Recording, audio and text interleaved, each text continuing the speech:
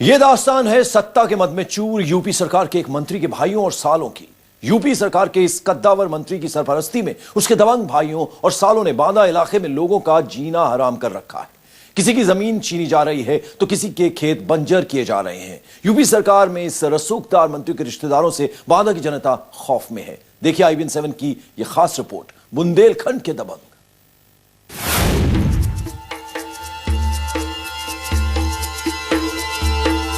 UP के बुंदेलखंड इलाके का बांदा जिला। बांदा से यूपी कैबिनेट में 4 मंत्री हैं। बांदा के लोग खुशी से झूम उठे। उन्हें लगा कि 4 मंत्रियों की बदौलत इस पिछड़े जिले को मिल सकेगी विकास की सौगात। लेकिन ये तोहफा अब बन गया है आंसुओं की वजह। यकीन नहीं होता तो इनसे मिलिए।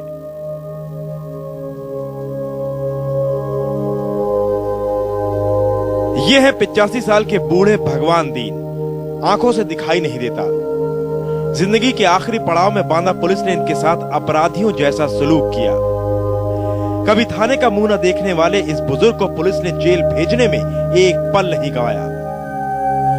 मामला अदालत पहुंचा तो तरस खाते हुए अदालत ने इन्हें जमानत दे दी।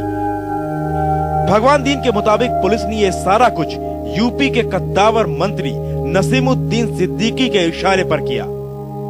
पुलिस इन्हीं के साथ दे रही है, भाई मंत्री रहे, इनके कहने पकड़ने आते रहे। कौन परेशान करता है? किसके इशारे पूरा काम होता है? परेशान कौन करता है आपको? सरकार।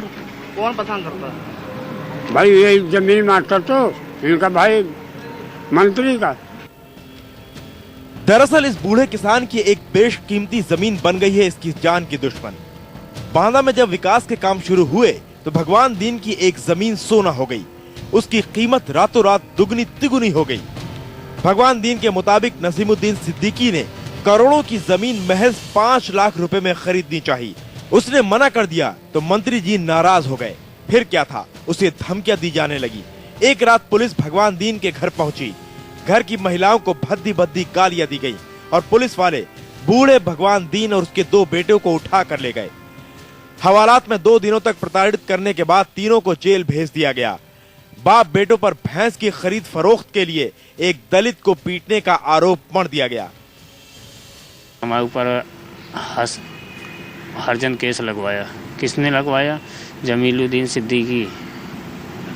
ये कौन है? वो नसीमुद्दीन का भाई, नसीमुद्दीन सिद्दीकी का भाई जमील मास्टर। ये लोगों ने हमारे ऊपर हरजन केस लगवाया और उसने कहा कि जमीन नहीं दोगे हम आपको घर से बेघर कर देंगे। मामला अदालत पहुंचा तो पुलिस की थू-थू हुई। अदालत ने भगवान दीन और उसकी हालत को देखते हुए उसे फौरन रिहा करने का आदेश दिया। भगवान दीन के मुताबिक जेल से छूटते ही उसे डकैती में फंसाने की धमकियां दी जाने लगी।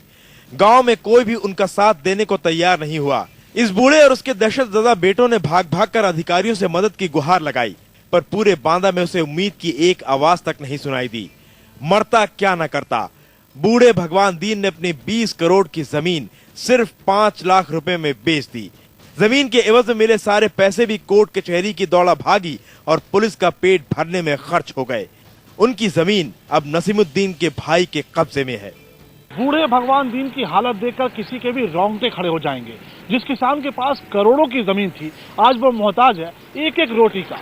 उसके दिल से निकल रही है सिर्फ और सिर्फ बददुआएं उस दबंग के लिए जिसने उसे बर्बाद कर दिया, और उस सरकारी मशीनरी के लिए भी जो इंसाफ का चोला पहनकर तो आई लेकिन इंसाफ न कर सकी।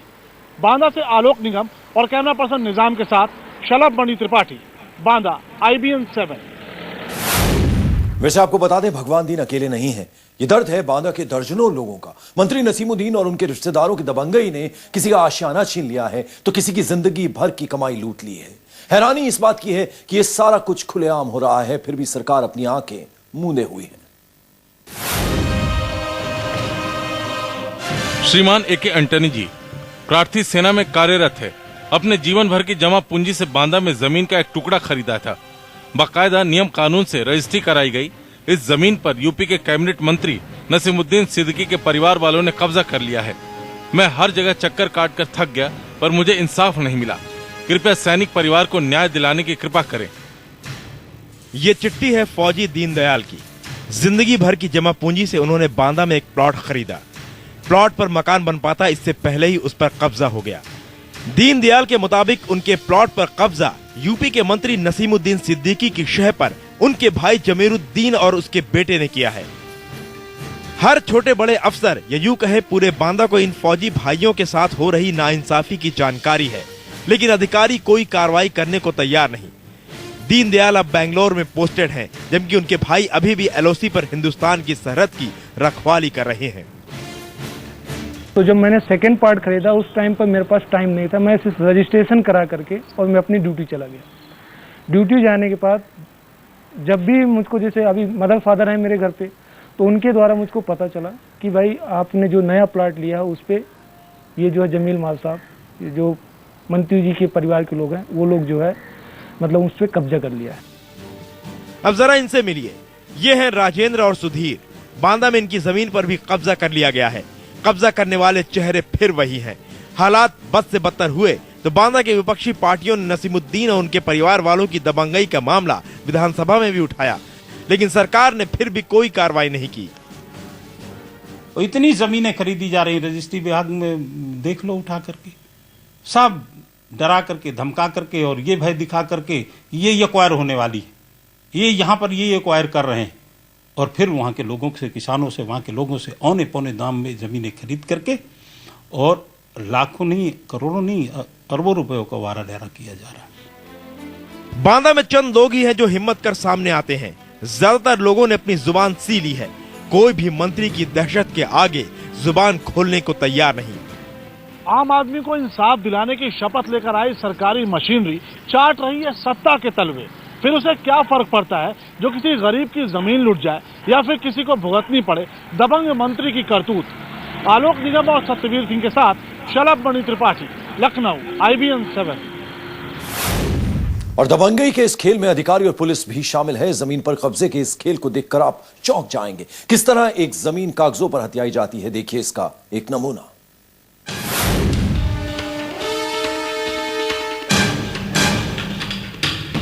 बूढ़े भगवान दीन से जमीन हथियाते वक्त नसीमुद्दीन सिद्दीकी के भाई जमीरुद्दीन सिद्दीकी ने कानूनी दाव पेंच का पूरा ख्याल रखा।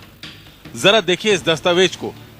भगवान दीन की जमीन सबसे पहले उपमा गुप्ता के नाम पर खरीदी गई। उपमा गुप्ता मंत्री नसीमुद्दीन के नीचे काम करने वाले एक इंजीनियर केसी गुप्ता की पत्नी हैं। इस जमीन की सरकारी कीमत है 60 लाख रुपए, लेकिन उपमा गुप्ता को ये जमीन मिली सिर्फ 5.5 लाख रुपए में। उपमा गुप्ता ने ये जमीन ठीक 20 दिन बाद जमीरुद्दीन की पत्नी अक्रमी बेगम और उनकी बहू अर्शी के नाम कर दी, वो भी महज 5.5 लाख रुपए में। सवाल ये उठता है कि उपमा गुप्ता ने क्या ये जमीन सिर्फ 20 दिनों के लिए खरीदी थी, और जिस जमीन की कीमत करोड़ों रुपए की हो उस जमीन को बूढ़े भगवान दीन ने महज 5 लाख रुपए में क्यों बेच दिया? इस सवाल का जवाब आप भगवान दीन की जुबान से ही सुनिए। पुलिस लगा देते थे, वही बलामा करा लिया, जेल पहुंचा दिया। और 5 लाख में बलामा किसने करवाया, कैसे होता? हैरानी की बात यह कि भगवान दीन की तमाम शिकायतों पर किसी भी अधिकारी ने ध्यान नहीं दिया।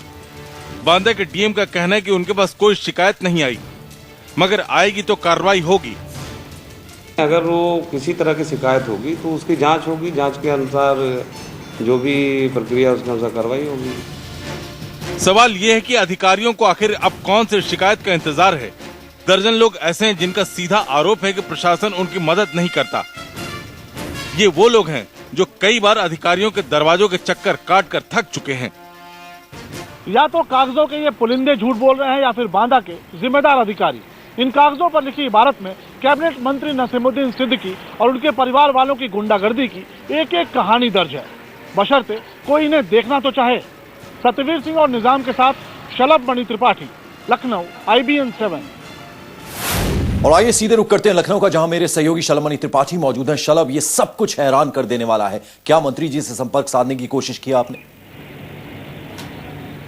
बिल्कुल, देखिए ये पूरा जब वाकया सामने आया उसके बाद हमने लगातार कोशिश की और ये जो अंत में जब हमें लगा कि मंत्री जी सामने नहीं आना चाहते, हमसे बात नहीं करना चाहते, तो हमने एक फैक्ट भेज कर उनको ये बताया कि ये पूरा मामला है जिस पर आप पर आरोप लगा रहा है। और आरोप लगाने वाला 85 साल का एक बूढ़ा आदमी है जिसके खिलाफ SC एक्ट लगाकर उसको जेल भेजा जा चुका है। 2 फौजी भाई हैं जिनमें एक जो है हिंदुस्तान की सरहद की रक्षा कर रहा है और वो अपने प्लॉट को बचाने के लिए आपके खिलाफ आरोप लगा रहा है, लेकिन मंत्री जी सामने नहीं आए। पंकज, ये पहला मामला नहीं है, इसके पहले बाराबंकी में भी नसीमुद्दीन सिद्दीकी के खिलाफ ये मामला आ चुका है कि उन्होंने प्लॉट लोगों के हड़के लोगों की जमीनें दबाई। और इस बार बांदा जो मुश्किल से अगर बात करें तो लखनऊ से 4 साढ़े 4 घंटे की दूरी पर ये जगह 4 साढ़े 4 घंटे की दूरी तय करके वहां पहुंचा जा सकता है। वहां पर चप्पे चप्पे पर खौफ नजर आता है इस मंत्री का और जो इनके परिवार के लोग हैं उन लोगों का। हर किसी की जमीनें कब्जा की जा रही हैं, कहीं पर क्रेशर लगवाए जा रहे हैं, कहीं पर दबंगई की जा रही है। और सबसे हैरान करने वाली बात यह है कि दलितों, मजलूमों, गरीबों के नाम पर आई ये सरकार, उस सरकार के रहते ये सारा कुछ हो रहा है। मुख्यमंत्री को ये सारी चीज पता है या नहीं पता ये कहना मुश्किल है,